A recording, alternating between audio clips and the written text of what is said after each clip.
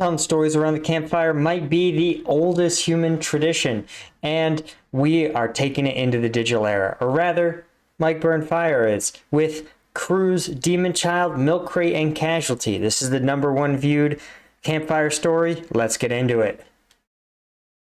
High school, my family and I went on a cruise. They have a little tiny island that the ship parks nearby. I guess you don't really park a ship, do you? You could anchor it to the floor. You dock, a ship docks. Seafloor. The ground. We were sitting on this little island, and I was sitting under a tree reading a book. And my family was like, oh, we're going to go snorkeling, and we're going to go do this, and there's a bunch of stuff to do on this beach. You should come with us to go do this, this, this, this. And I'm like, no, I'm happy right here.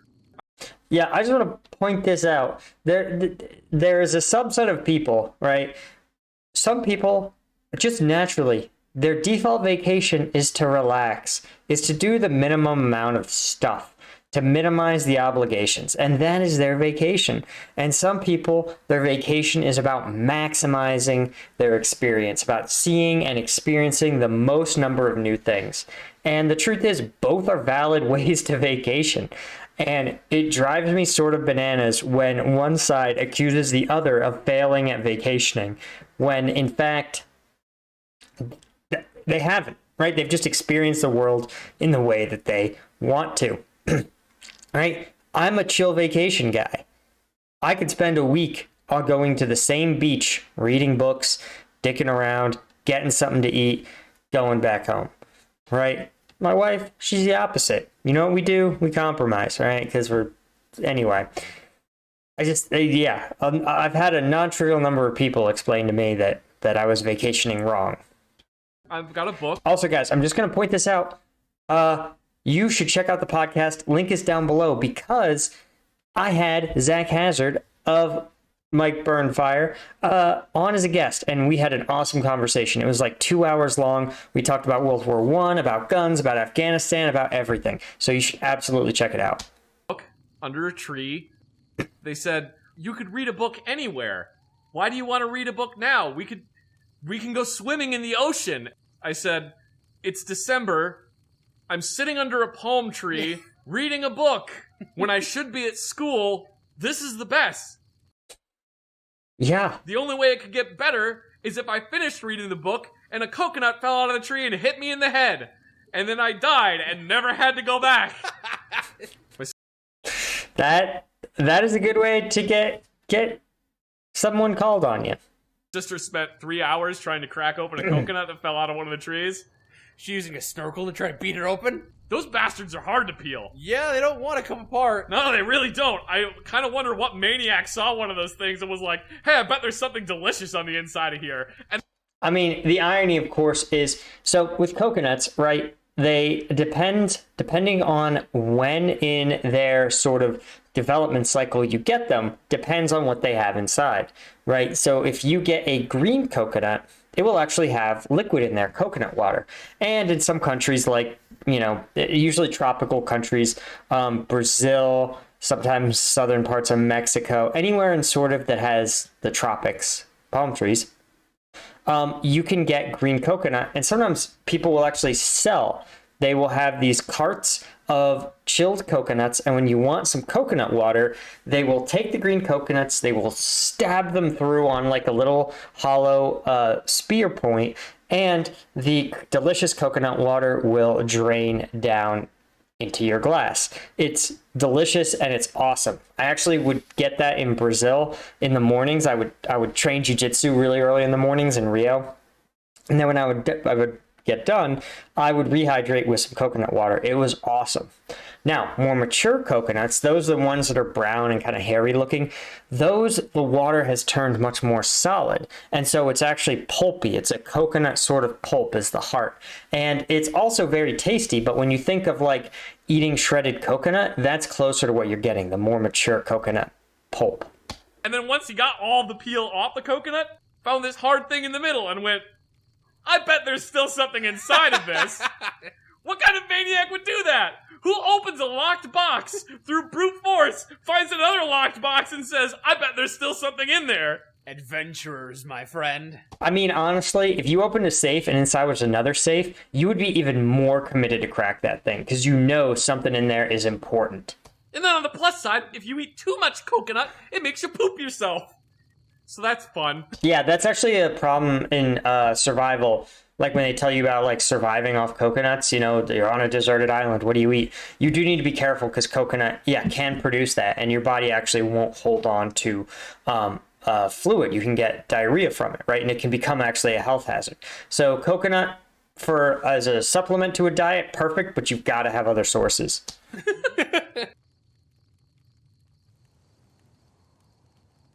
When my sister that's 3 years younger than me was born, my mom thought my sister was retarded.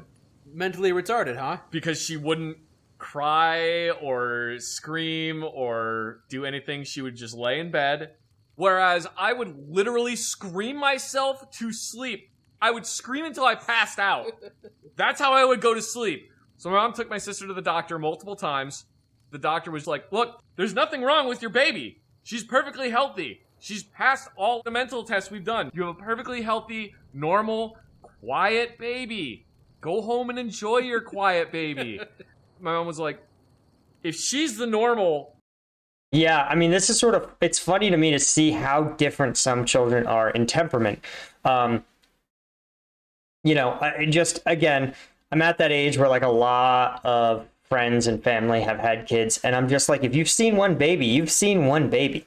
They are like just totally varied. And you got to think, babies don't have any socialization, right? They don't have the brain circuitry to look at other babies and like adjust their behavior up or down to be like, oh, it's not normal to scream yourself to sleep, right? You've got to figure it out with no data input. Even your parents can't really tell you anything because, of course, you don't have language. The language parts of your brain haven't developed yet. So it's sort of fascinating to see the way different babies sort of solve the problems, inherent to being a baby. Like, how do I fall asleep at night? How do I ask for food? How do I get what I want? Etc., etc. Quiet baby. What's wrong with Zach? And the doctor was like, that's your question right there. And they never found an answer to it. No, they never did. My favorite game to play as a small child was Applesauce Bombs. I can't even guess what this could possibly be. And the way you play this game is by grabbing the nearest jar of applesauce and throwing it onto the floor because it makes a cool sound and it explodes all over the place. There are no points to this game. There's no scoring structure. The only person who wins is the person playing the game. And the applesauce industry, right? You're driving up demand, you know? I mean, to be fair, I feel like if you threw them hard enough, they would make a kind of a cool pop and have like a neat explosion, you know? This isn't the worst game I've ever heard of. So, man, put your applesauce up, Mom. Jesus.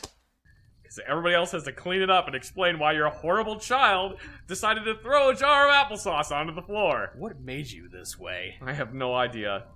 This is why I'm terrified to have children, because I'll have a child and they'll be exactly like me, and I'll have to kill them. I mean, the struggle's real, man. The struggle's real. I see it. My brother's kid got just so much energy, just like max energy. And literally, I watched him just grab a tree and just shake it. Just shake it. And I was like, oh yeah, I remember doing that. I remember you're just a small person and you have a lot of energy and everything is weird, right? When you're a kid, leaves on trees, you know, if you're 5 years old, you've seen leaves fall off and come back on trees just a handful of times. So it's still kind of neat that they do it, right? You know, even like you got to think, if you're a baby, you have to figure out physics. Like, I'm reasonably certain that, right, like I drop the pen falls down, but I only know that through trial and error, right? Or I knew it, you know, eventually someone tells you what gravity is, but basically you figure it out through trial and error, you know? And like you realize in water, the pen would like float down. Again, only one way to figure that out when you're a kid, and that's to just do random stuff. Or they'll be nothing like me, and I'll have to kill them. Why would you have to kill them if they're nothing like you? Because then they like sports. People who like sport... People who like sports grow up to be functional individuals. I was a horrible little devil child. I don't recall myself being quite so evil. Up until about the first grade, I was just a little tattletale. Teacher, this person's not singing the right song lyrics. This person's intentionally singing the wrong lyrics. Oh man, I would have hated you. And around first grade is when I realized, wow, I should shut my mouth. Yeah, I mean, this is how it is, right? Like, you develop your social cues over time, you know, about what is and isn't acceptable. Like I said, before you're in school, a lot of times it's just a crapshoot, right? About how to interact with somebody.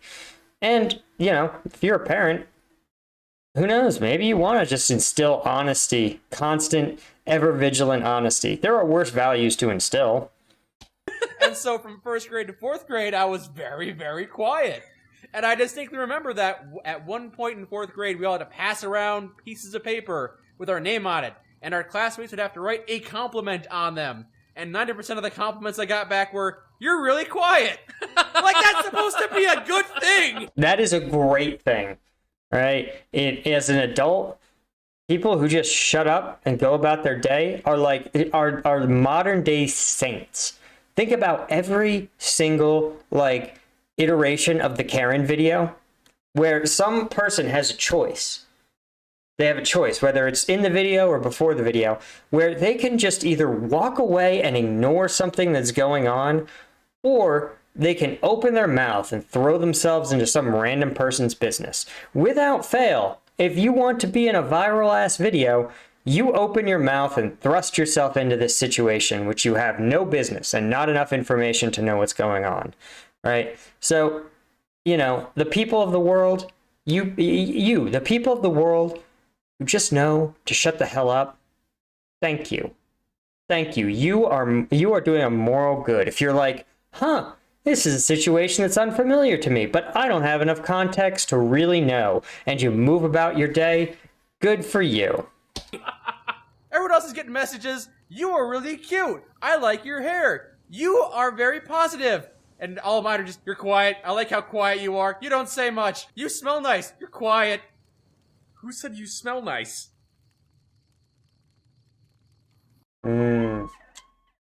That's a good one, though. It's a good one. Yeah, sorry about the sirens.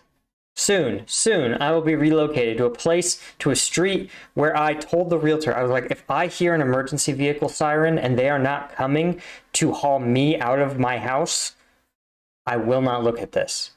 And to her immense credit, she found it.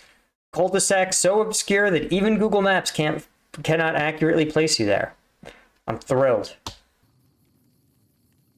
I've been wanting to get a Milkcrate for the back of my car. Let me just start off by asking, why? I wanted an industrial Milkcrate, not No. Why do you want a milk crate at all? Why do you need a milk crate? So that I can put things like my bag that has my jumper cables in it and a bottle of washer fluid and an extra bottle of oil and gloves and things like that in the trunk of my car, and they don't roll all over the place. Oh, so you just need some Yeah, okay. I'm not hearing anything funny. I'm hearing something completely reasonable. thing to hold it in. Yeah, and I just wanted a milk crate because milk crates are generally cheap, but I'm weird, so I want an industrial milk crate, not one of those crappy ones that you can get at Super Walmart. I'll assume they're all pretty brittle if you buy a cheapo one. So Yeah, you get a cheapo one from Walmart, they're like $15 and they just fall apart. Okay, nowadays, I think this is like a year or two old. Facebook Marketplace, dude. Facebook Marketplace has everything, and if they don't, Craigslist does. I'm telling you, I've been shocked at the level of stuff people are unloading on Facebook Marketplace. It's almost as good as Amazon now, where I'm just like, I needed a monitor one time. I found one for $15. I just bought it off of some college student. Like, it was great, dude. I mean, and I hate Facebook. Like, so truly, this must be a service of real social value for me to create a fake-ass Facebook account just so I can buy this random stuff I need off Facebook Marketplace instead of paying, Jeff Bezos Corp to mail me a new one, with 800 layers of packaging on it. That's the other thing. Everything's so packaged now. Anyway, this is enough. Let's just hear about the milk crate. So I was driving to my girlfriend's house the other day. I've been looking on the side of the road to see if I find milk crates, because you can always see one just sitting on the side of Go back behind the 7-Eleven, like the Quickie Mart or whatever. That's where you find it. The road. So you wanted an industrial strength milk crate, but you're willing to pick one out of the garbage that's been rotting and... It's how can it possibly be rotting? It's made out of like, oh my god, what is the name of the plastic? Plastic becomes brittle. Yeah, it does. It dry rots. It actually rots in the sun. It's not rotting, it's unfair, but it gets broken down by the UV rays in the sun and becomes more brittle over time. No, it's made out of the same plastic they used to make Polystyrene. No, it's not polystyrene. Polyethylene. No, it's not polyethylene. How has this become a segment in this is their most viewed video, and they're having a debate over kinds of plastic. It's, oh my god. Polypropylene! Stop it! You're messing with my head! There are a lot of different kinds of plastics! It's made out of a very robust kind of plastic that they use to make playground equipment. Anyway, so I'm driving to my girlfriend's house.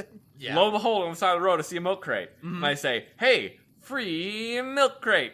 I imagine you did say that out loud. You saw it and went, hey, Zach, free milk crate. Wow. Good spot, Zach. I will go get that. You're not wrong. Anyway, so I pull over, I grab the milk. Wait, so we all talk to ourselves, right? Third person, first person. We all do it. Crate, throw it in the back of my car, and I'm very pleased with myself. Why wouldn't you? You just got a free milk crate. Free milk crate!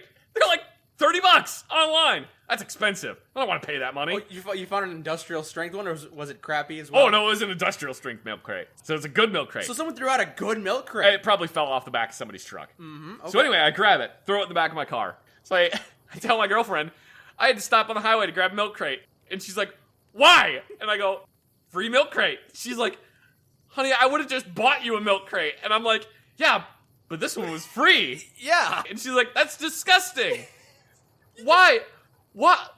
Why? I would have just bought you one. And I was like, yes, but free. You don't have to buy me. I mean, when you sell something for free, you feel like such a winner. The other thing that my wife and I used to do, we don't do it as much anymore, we would go to estate sales. For those of you that don't know, when often it's an older person moves out of their home, either transitions to a retirement home or to a cemetery, the estate or the next of kin will remove from the house the things of sentimental value, and then everything else they just sell in the house. There are companies that do nothing but come in, put a price tag on everything, or just say we're literally pay by weight, and any stranger can go into the house and buy whatever the hell they want, right? And anything that's not nailed down is for sale. And it's awesome to go to someone's house and you get to rummage through everything and learn about their lives, right? We found one that was a true, like, Fallout level bomb shelter.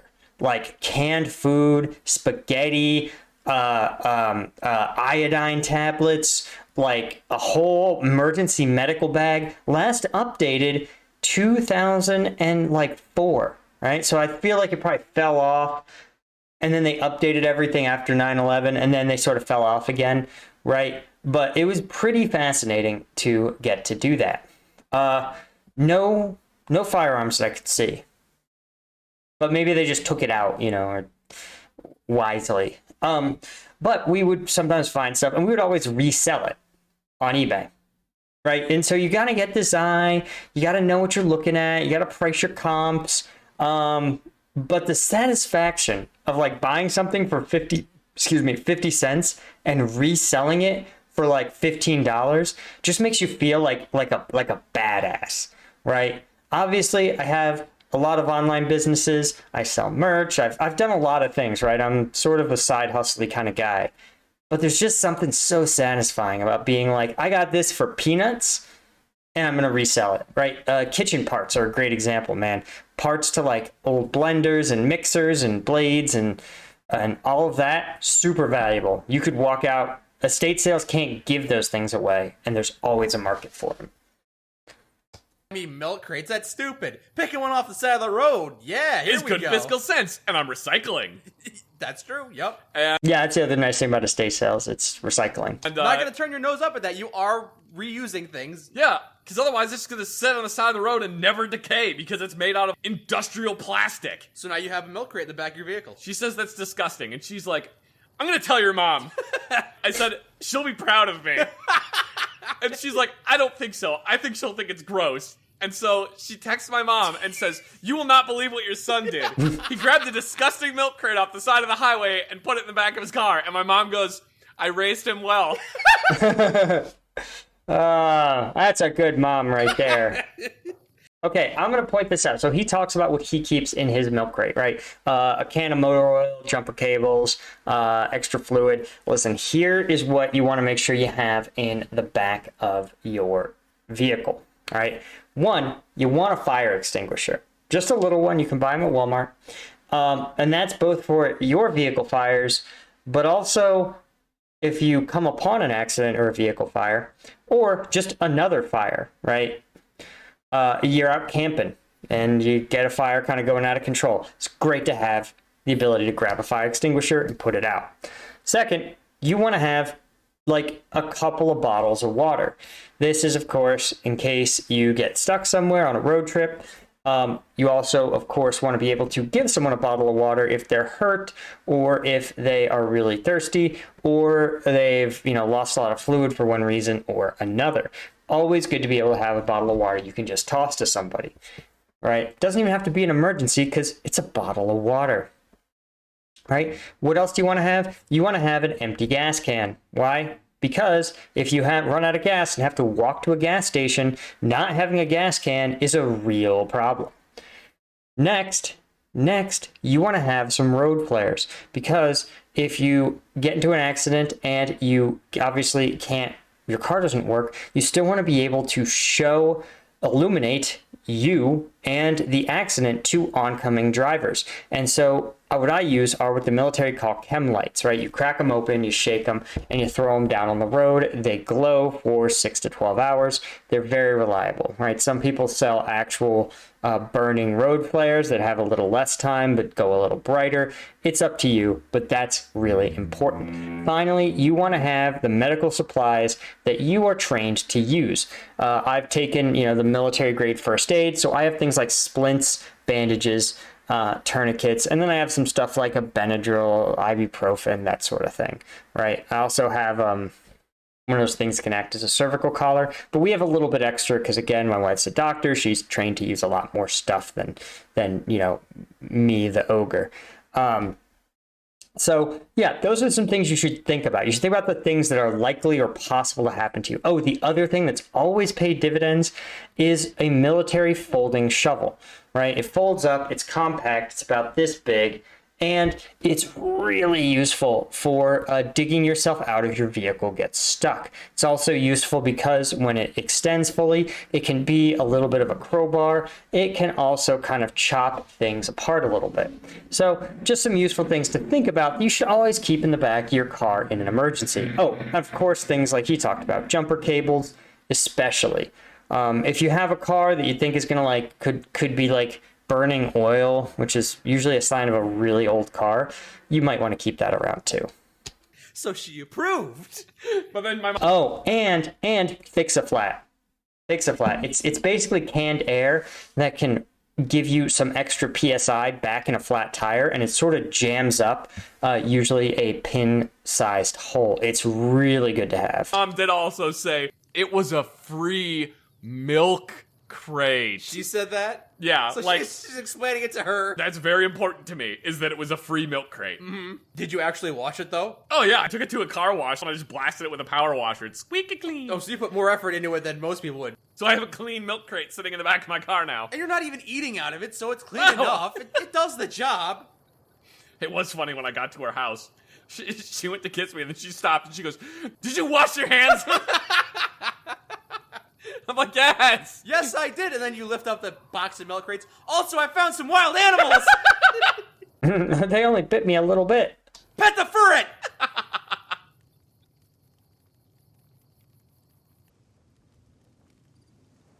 By the way, I do still have that incendiary incident card, playing cards. Oh, the casualty card that I gave you! Yeah. I have all 500 casualty cards. Well, minus that one, because I gave it to you. Oh, do you want it back so you have a full collection? Oh, no, I don't care. It's not like I collect them or anything. I just still have them. Do you use them as trading cards or playing cards? I just keep them around. I think they're bookends right now. Congratulations, you have incendiary burns on your left shoulder. Congratulations, you got gonorrhea. Was that one of the cards too? Yes, one of the cards is gonorrhea. One of the other ones is tubal pregnancy. Pregnancy in the fallopian tubes. Yes. So that doesn't sound pleasant. No. No. So those little casualty card things, right? Yes. You're supposed to use them when you're doing training. Usually they're issued to you in a little brown envelope that you can't see through. And you're only supposed to take it out of your pocket and open it if your Miles gear gets hit, which it is pretty much just laser tag for the military.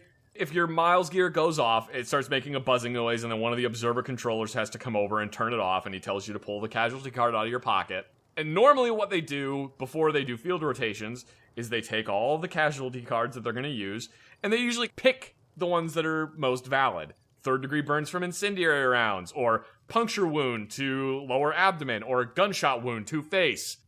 Gunshot wound to face, not that survivable, FYI. Sergeant, while I was in the foxhole, I got gonorrhea. Don't ask questions. Or KIA. That's not really treatable, so they don't really use KIA a whole lot. But they also have a bunch of cards for random things, because the medics also use these for training. Yeah, I'm just going to point out that when you're deployed, people are like, oh, how'd you get gonorrhea if you're deployed? But listen, if you've been deployed for a month, it's really not uncommon for some of these many diseases to take a long time to show up. Again, a tubal pregnancy may not become symptomatic, right, for several weeks, after you have sex. And so these sort of things, right, you'd think of them as being like, oh, there are these very specific issues. How do you get gonorrhea when you're deployed? No, you got gonorrhea just before you deployed, and then you have the symptoms during deployment. What I think would be really interesting, which it doesn't sound like they have, would be psychiatric casualty cards, right? Especially if instead of being like depression, it was things like soldiers' peers report hearing them crying in the latrine every night. Or soldier reports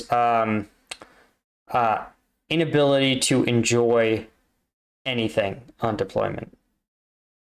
Right?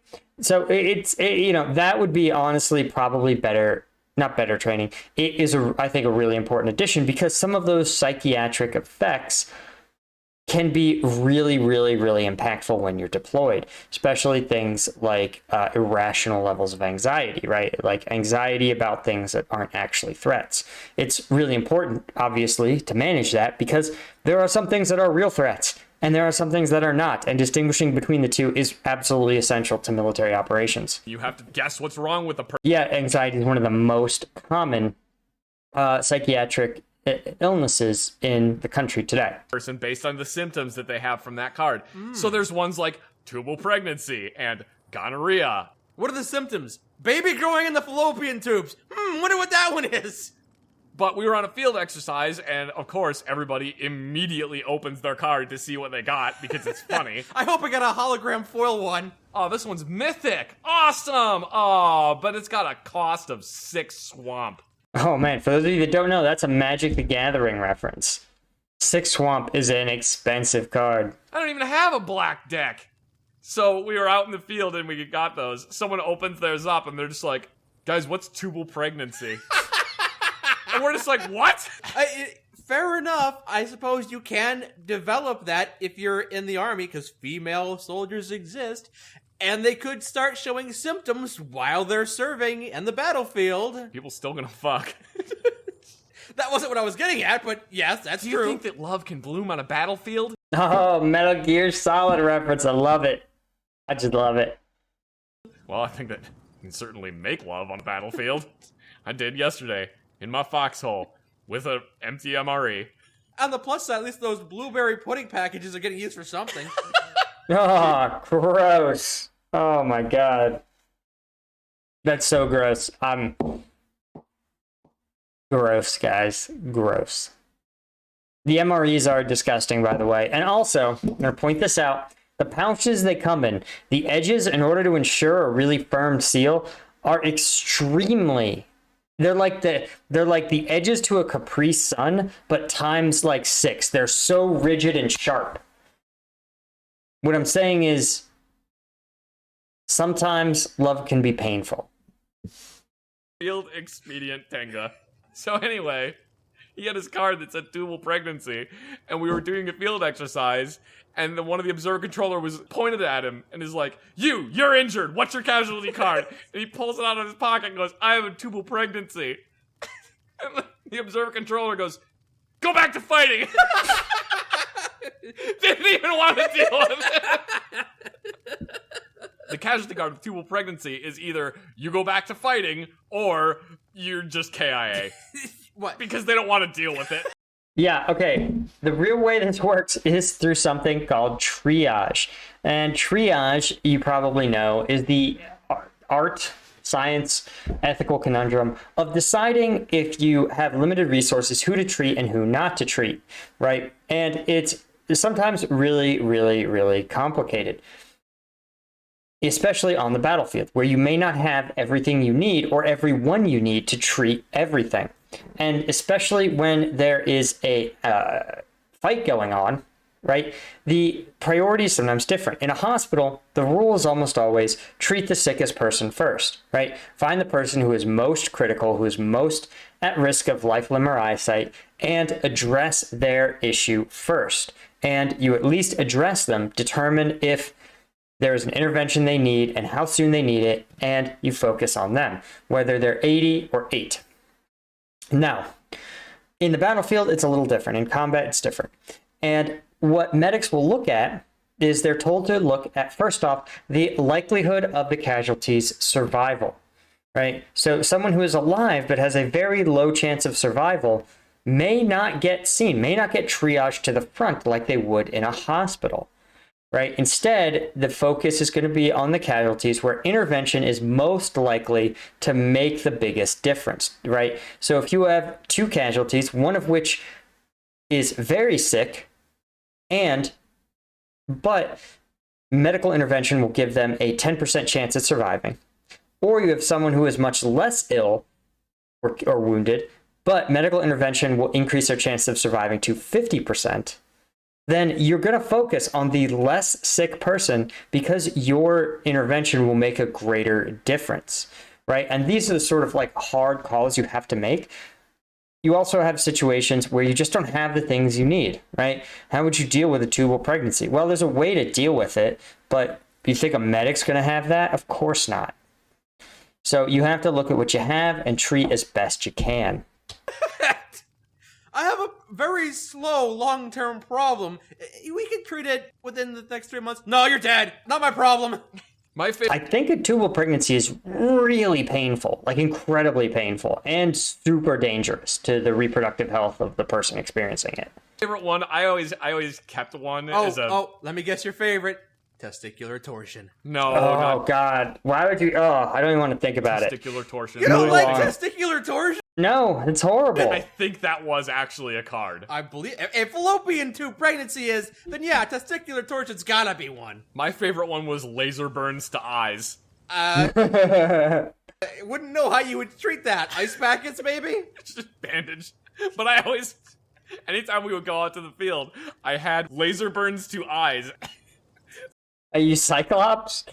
How do you even get... I mean, I don't know what you do about laser burns to eyes, man. So every time we would go out to the field, I would take my car. Okay, you know what's pretty hilarious, though? There is a subset of hippie who believe in something called sun gazing, which is the belief that if you stare directly at the sun, it will empower your body similar to the way that your skin processes vitamin D using UV rays, right? Of course, these people are just making themselves go blind and burning out their corneas, but the idea that you can trick people into staring directly at the sun, which your body will give you every possible signal that this is a bad idea, and yet people will do it anyway, believing it is healthy. Card out, and it was always something boring like puncture wound or gunshot wound to face. And I would that's so boring, getting shot in the face. I just want to point out something else. You can have some of these wounds, but like tubal pregnancy, you will not get someone who's like, I have a tubal pregnancy. What'll happen is there'll be like severe abdominal pain. Well, severe abdominal pain is everything. And then you got to ask a question. You got to go, okay, specialist, have you engaged in sexual activity? You think they're going to admit to it? Not if it was on deployment. I'd be like, okay. Okay, not tubal pregnancy. Soldier reports no sexual activity. Then they rule out every other thing. They evac them somewhere else because they're like, well, it must be appendicitis. Because what else could it be? Then only when they see like their fourth doctor do they finally go, well, you see, I did have sex with Specialist Snuffy in the Porta-Johns. And then the doctor goes, well, great. It's either a tubal pregnancy or a UTI or a kidney infection. It's one of 15 other things. And they're like, but you wasted 4 other doctors' time because you lied about your abdominal pain, right? This is how this goes. Oh, and they're like, by the way, it's a pregnancy, but we x-rayed you 4 times. I mean, I don't think a tubal pregnancy will ever go to term, but you know what I mean. It happens so often. Who even thinks about it? This is just training. I would very carefully remove the staple, pull the staple out, slide my card out, and put Laser Burn's 2 eyes into it, and then staple it back together. On the hope that a random observer controller would be like, you're injured, what does your casualty card say? And I would say, I got shot in the face by Cobra Commander. Oh my god, guys, that was a classic. That was awesome. Really, that was one of my faves. Just so preposterous. Guys, thank you so much for watching. Hit that subscribe button. Comment down below if there's other videos you want to see or if you have ever had laser burns to the eyes. And until next time, see you guys later.